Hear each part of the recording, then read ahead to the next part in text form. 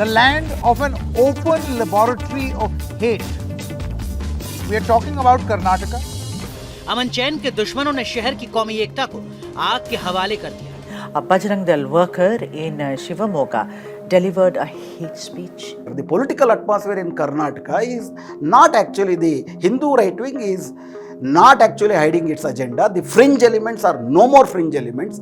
They are the center. Their discourse is at the center. Whether it is a direct attack on the Christian missionaries, whether that is the passage of the anti-conversion law, or the continuous attack on the Muslims in the garb of Azan, or prohibiting their trade, their lifestyles, their food habits, their marriages, etc. These are all part of the larger process. And the atmosphere of the hate in the politics of the state is been on the consistent increase. I as a girl, I have started wearing hijab since I was a small girl, like 3 to 4 years. And they're trying to take out of our heads, sir. This is the map of these attacks in Karnataka. Udupi attack, Dharwad district, there's been an attack.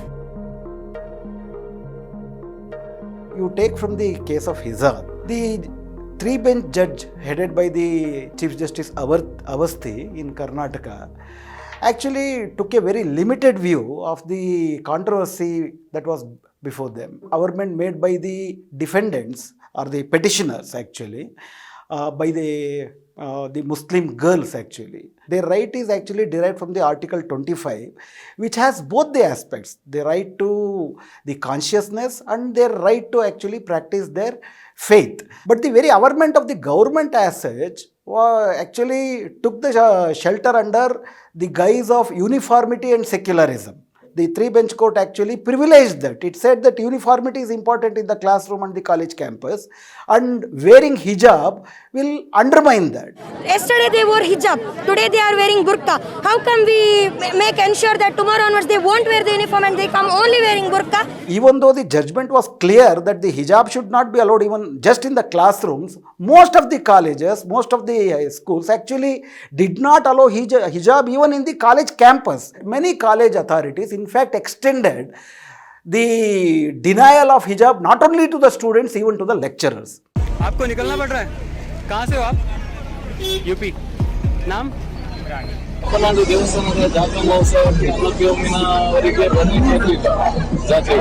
Immediately after the hijab judgment, there was immediately a demand to actually prohibit Muslim traders in or around the vicinity of the Hindu temples. And there was physical attacks in places like Hubli. Old man, a Muslim trader, was actually selling the fruits. His stall, a cart actually was destroyed. The government said that there was some obnoxious rules and regulation that was passed during the Congress government way back in 1982. In fact, actually prohibited the permanent lease of the physical structures. Even that is objectionable, but the act itself, the rules itself, did not prohibit the seasonal trade or the cart trade by the Muslim tradesmen. And immediately, not even a week passed after this whole episode, they raised the big hue and cry about the Azan. What was the plea? It was not in the public interest. If the plea was that the Azan is with the very high decibels and it will hamper the public health. If that was the plea, if that was the ground, there could have been a debate. But instead, Hindu right-wing forces, especially this marginal organization considered as so-called fringe elements, it was only to see that the Azan is completely, the right to Azan is completely denied legally by the government. Even the government actually heeded to that, and they actually invoked some old Supreme Court order which actually fixed some decibels. It did not actually give a call to completely remove the loudspeakers. In fact, some Bajrang Dal activists, some Sri Ram Sena activists forcibly removed the loudspeakers also. 2 more incidents have happened. There was a committee that was formed by the BJP government to look into the revision of the textbooks from 1 to 10th. After BJP government came to power in 2019, one Rohit Chakratirtha, a young man who does not have any background of educational psychology or does not have any big background as a writer or as a teacher, his only claim was that he was a He is a very staunch right-wing activist, articulate right-wing activist. He was made the chairman of the textbook revision committee, and 6 months before he had suggested to delete all the references that was made to Tipu Sultan. Many lessons that were explaining Tipu Sultan's pride and his fight against the British were deleted. There was a lesson which was actually explaining how new religions came up as against the Brahminical religion, which explained because of the social hierarchy and the social oppression by the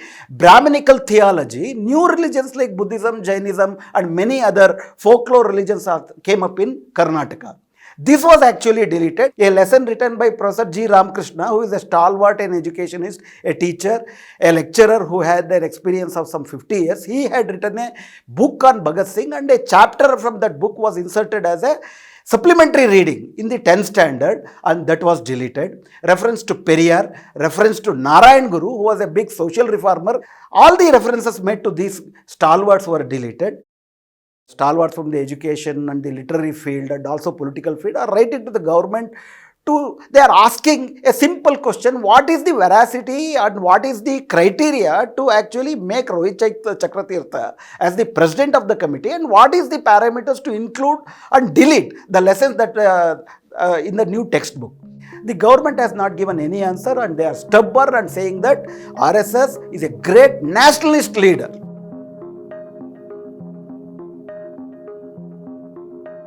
It is a known fact that the RSS did not have any remote connection with the freedom movement. Of course, Hedgewar had participated in the non-cooperation movement in 1920, but the autobiographies written by the leaders of the RSS, like say H.V. Sheshadri or like C.P. Bishikar or like Moroppan Pingle, makes it very clear that Mr. Hedgewar was completely detested and actually disappointed after participating in the non-cooperation movement because Gandhi was privileging Hindu-Muslim unity, and that was an anathema. So whatever happened in Jahangirpur in this year, or whatever happened in Ramnavami and Hanuman days between April 10th and 16th has a great precedence in the in the actions taken by the founder of RSS itself.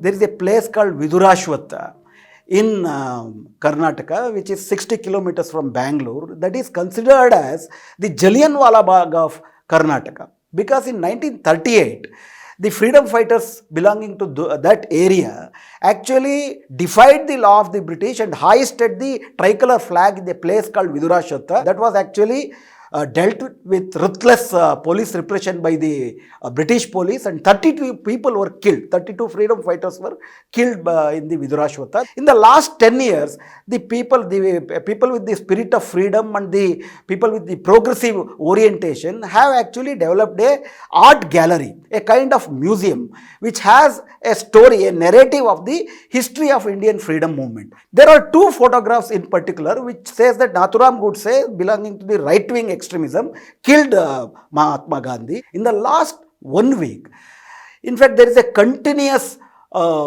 threat calls and the continuous visits of threat by the Bajrang Dal people and also Vishwa Hindu Parishad people, and they are asking the government and the curator of that particular museum to actually remove those photographs which actually portray the communal forces in a bad light.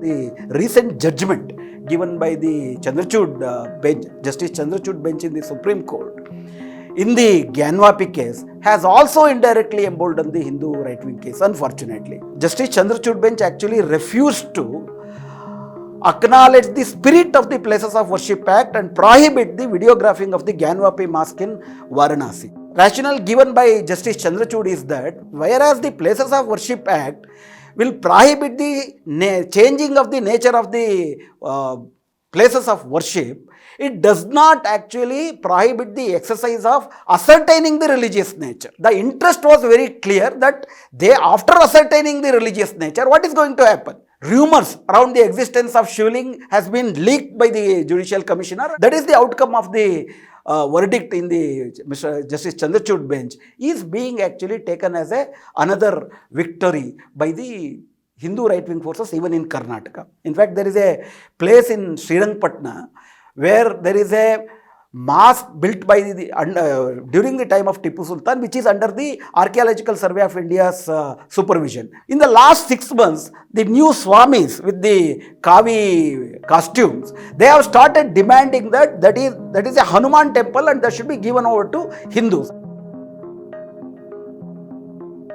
This judicial endorsement and the political support has given these right-wing forces another actually a courage and bravery for even going to an arms training. In fact, in a place called Ponampet in the district of Markera, 70 to 80 young people, young boys were given arms training openly in the premises of a private school. Trishul was also actually distributed and the air gun was given to as a gun practice. When there was a protest and there was a complaint lodged against that, they were actually so adamant that on the very next day, the very same people actually held a procession in the heart of the city saying that having Trishul and using Trishul is their right. Hindu nationalism is substituted to Indian nationalism and that is being implemented at different level. We are moving towards a de facto Hindu state. Government is also behaving as such. It is also a de jure Hindu state. It is naturalization of hate. Karnataka was known for its